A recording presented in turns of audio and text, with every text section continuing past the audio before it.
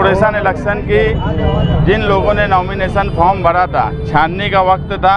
Ward number 15 बो फिरदौस अयाज अहमद जो MIM की उम्मीदवार थी, मगर वो ठेकेदार थी और हमने स्ट्रॉन्ग ऑब्जेक्शन आज हमारे वकील आमिन वकील, advocate Tausif, advocate Khalid, advocate Sahil, इन्होंने स्ट्रॉन्ग ऑब्जेक्शन लिया कि ये ठेकेदार है और हमने उसके प्रूफ दिए। उसके ऊपर आज उनका फॉर्म रिजेक्ट कर दिया गया। एमआईएम के एक कैंडिडेट का फॉर्म रिजेक्ट हो गया। हमारे समाजवादी के बबलू कुरैशी की वालदा यहाँ पर समाजवादी से उम्मीदवारी कर रही हैं। अहम बात यह है कि इस वक्त इस मर्तबा कॉरपोरेशन इलेक्शन में एमआईएम पार्टी और मौजूदा एमएलए ने शहर भर में ठेकेदारों को टिकट दिया। कुछ ठेकेदार ऐसे हैं जो रिकॉर्ड पर हैं और इस्लामपुरा, बिलबाग, नयापुरा, इस्लामाबाद किला, इन सब जगह से भी सारे ठेकेदारों को उम्मीदवारी इस मर्तबा दी गई है। कोई खिदमत गुजार को नहीं दी गई। उनके जो हमदर्द थे, उनके जो वफादार थे, जो काम करते थे, उनको टिकट देने के बजाय सिर्फ ठेकेदारों को टिकट दी गई। और ये उसका प्रूफ है कि एक ठेकेदार का सबूत के साथ जब हमने दिया तो रद्द हो गया। और बहुत से ऐसे ठेकेदार हैं जो रिकॉर्ड पे नहीं हैं, मगर सारा शहर जानता है कि इस्लामाबाद किले में कौन ठेकेदार है, इस्लामपुरे में जो उम्मीदवारी दी गई है उसमें कौन ठेकेदार है, नयापुरे में जिनको उम्मीदवारी दी गई है वो कौन ठेकेदार है, बिलबाग जैसे एरिया में जिनको उम्मीदवारी दी गई है वो कौन ठेकेदार है। मतलब ये कि आने वाला वक्त कॉरपोरेशन इलेक्शन का बुनियादी ज़रूरत के साथ साथ मालेगांव शहर के तहफ़्फ़ुज़ की ज़रूरत है।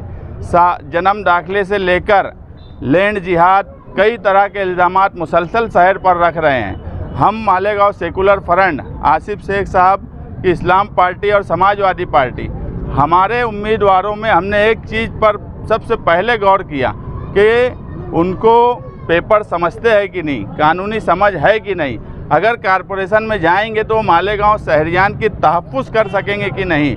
आने वाला वक्त एसआईआर की इंक्वायरी का है, तो क्या ऐसे लोग जिन्हें कागज़ नहीं समझता, जिनके एबी फॉर्म रद्द हो जाते, वार्ड नंबर 3 में एक एमआईएम के उम्मीदवार का एबी फॉर्म रद्द हो गया, जिनको पेपर्स की समझ नहीं है।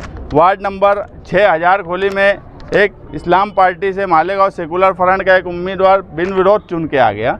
आप मालेगांव शहरियान को गौर करने की ज़रूरत है कि जिन लोगों को कागज़ पत्र, फॉर्म भरना और ये सब काम आज नहीं समझ रहा है, तो क्या वो कॉरपोरेशन में जाने के बाद मालेगांव शहरियान की जो इंक्वायरी चल रही है उसके लिए तहफ़्फ़ुज़गार हो सकते हैं, उनकी हिफाजत कर सकते हैं क्या? मेरा सिर्फ यही बोलना है कि हर वार्ड में, मालेगांव शहर के हर वार्ड में आवाम ने एक बात गौर करना कि मालेगांव सेकुलर फ्रंट का उम्मीदवार, उसको देखना, उनके सामने एमआईएम का जो उम्मीदवार है उसको देखना। क्या इस तरीके से उम्मीदवार को देखकर फैसला करें कि कौन उनकी बुनियादी ज़रूरत पूरी कर सकता है, कौन उनका तहफ़्फ़ुज़ और सुरक्षा दे सकता है। किसको ये समझता है कि 1044 जन्म दाखिला जिस पर केस हुआ है, तो क्या ये ठेकेदार लोग महासभा में पहुंचकर ठेकेदारी करेंगे कि कॉरपोरेशन से आप लोगों का तहफ़्फ़ुज़ करेंगे? 1044 लोगों का मसला हल कर सकते हैं क्या?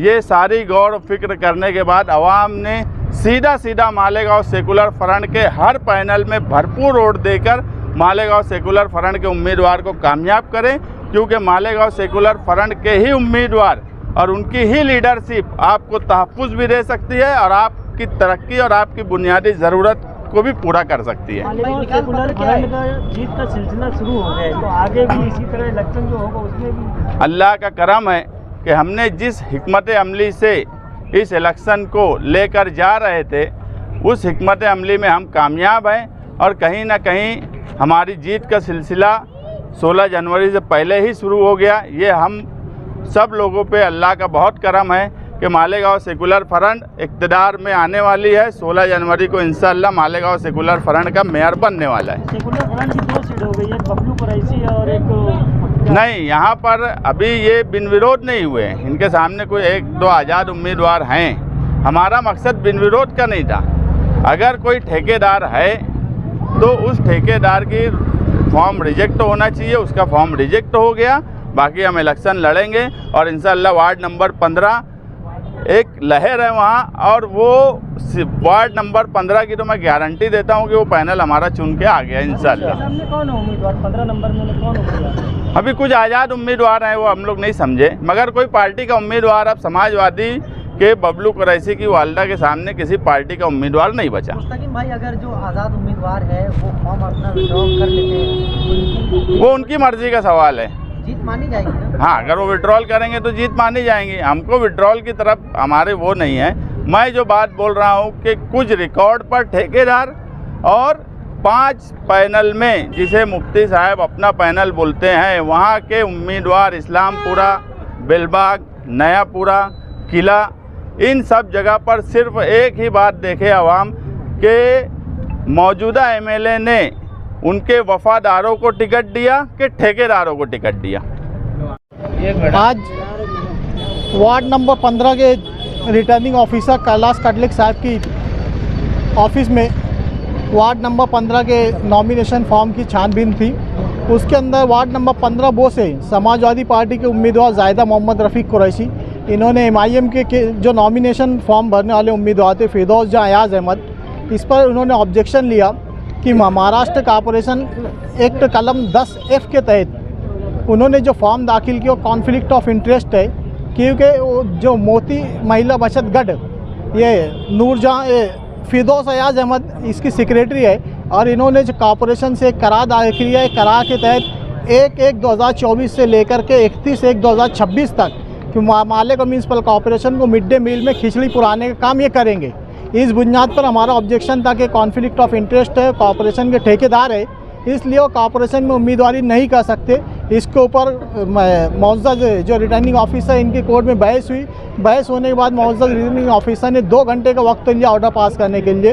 उन्होंने आज अभी जो ऑर्डर पास किया उसके तहत कलम 10F Maharashtra municipal corporation act के तहत उनकी जो नॉमिनेशन फॉर्म को रद्द किया है, और जो जायदा मोहम्मद रफ़ीक कुरैशी ने जो ऑब्जेक्शन लिया था उसको मंजूर किया है। सर, ये हाईकोर्ट में चैलेंज कर सकते हैं? हाँ, वो हाईकोर्ट में इसके चैलेंज कर सकते हैं, मगर इलेक्शन प्रोसेस एक बार स्टार्ट हो गया तो उससे दोबारा रोकते नहीं आता। फॉर्म की स्क्रूटनी का काम होने वाला था और हो रहा था। अल्हम्दुलिल्लाह समाजवादी पार्टी और हमारे फ्रंट का किसी भी उम्मीदवार का फॉर्म कैंसिल नहीं हुआ। यहाँ तक कि हमारे किसी भी उम्मीदवार के ऊपर कोई बड़े ऑब्जेक्शन और कोई लीगल मिस्टेक या फॉर्म भरने में मिस्टेक नहीं निकली।